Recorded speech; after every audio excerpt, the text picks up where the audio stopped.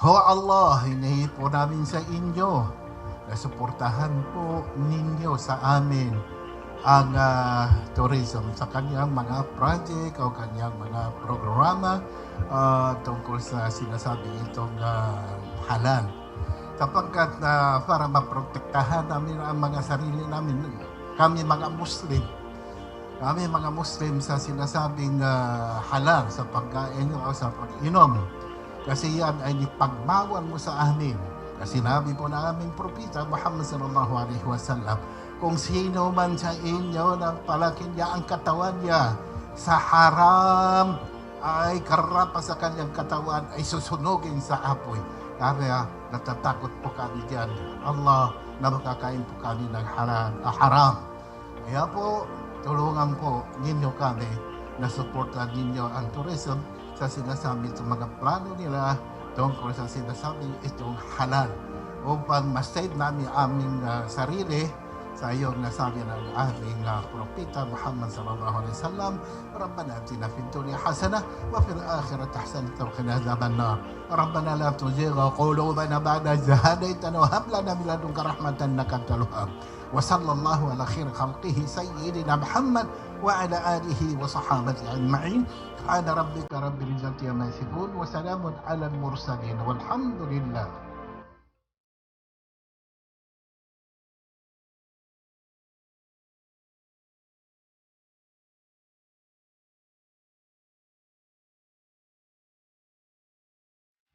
Halal does not only imply a dietary standard, but also a way of living. It is inclined within IHO's vision, which is IHO nurtures nature day today to benefit the generations of tomorrow.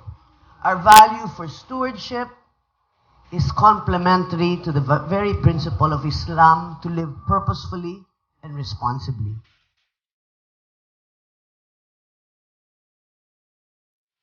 We face several challenges in its pursuit to establish, develop, and promote the Philippine Halal. But this kind of gathering will prove that we can all address issues and concerns as long as we are filled with enough understanding of halal, that Muslims, Christians, and Jews and other religions, that we can all work together to attain this way of life. As member of the Philippine Halal Export Development and Promotion Board, the DOT will continue to deliver the strategies laid down by the Halal Board, developing and promoting tourism as a mechanism to strengthen our halal industry.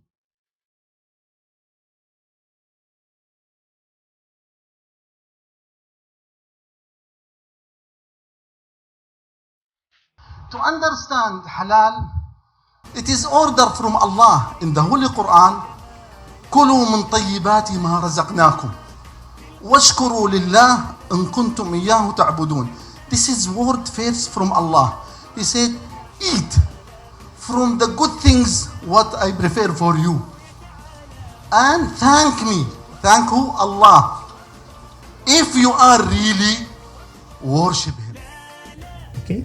But I want to give you the experience of Taiwan because unlike us, we already have a Muslim culture in the Philippines, yet we don't have enough facilities, or we are not really Muslim friendly.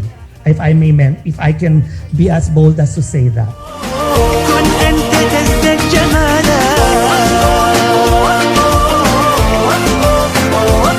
Indeed, I would say tagumpay talaga, no? So minsan nakita namin may halal, tama talaga, maliit. Saka minsan ang hirap hanapin. So I'm thinking of a piece of legislation in our city, if really to direct or require all this establishment in the city selling commodities, na isama sa kanilang display ang mga halal products. So that would be one in my mind.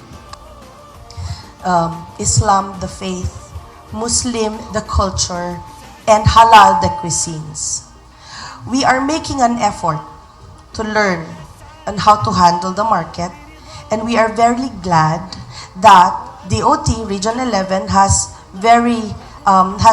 gladly responded very quickly through Ms. Z. Abbas. In his 10-point socio-economic agenda, President Rodrigo Duterte envisioned the reduction of poverty from 21.6% in 2015 to So our engagement with Halal officially started when Linda was identified as one of the members of the RA, or the Republic Act 10817, also known as an act instituting the Philippine Halal Export Development and Promotion Program, creating for the purpose the Philippine Halal Export Development and Promotion Board, and for other purposes.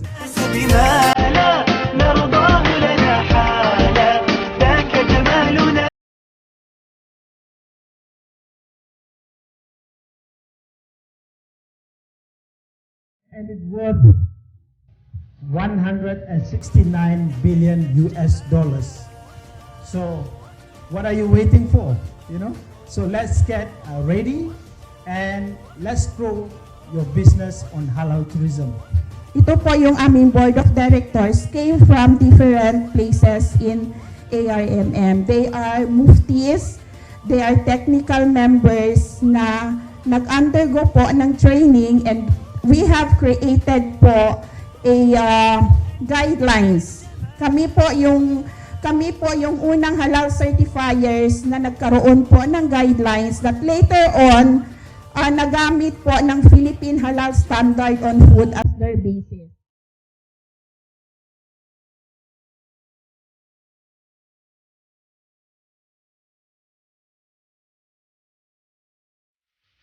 So now at this point, it's a little bit drier than earlier. Okay, so we'll just check for the doneness of some of the parts. Okay. So what we can do now is to add these things. What we have here is the ready-made tinu or palapa. But among the Maguindanao, sometimes they call it tinu as well, because in Maguindanao, tinu is lamas, isn't it? Okay, yeah. Kasi investing in halal means also you invest in peace. Halal is not only for Muslims. This is for everybody and for our country.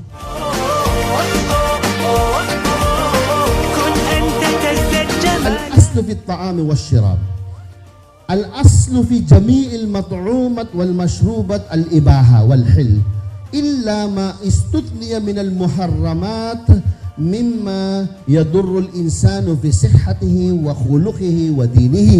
Ang sabi, the origin of food and drinks is mubah. Ano yung sinabi natin sa mubah? Di ba yung mubah? Hindi, I mean bakro yun. Ang mubah is, you do it or not, wala problema. And halal. Except, tignan nyo, kita nyo ang foundation the origin of every food and drinks, ang origin niya is mubah or halal. Let's say halal. Halal siya. Kasi hindi naman yung mubah. Except, sabi sa Arabic, asan na yun Arabic? Illa ma istutniya minal muharramat. Except, which regard as haram that harms the people's health, manner, and religion.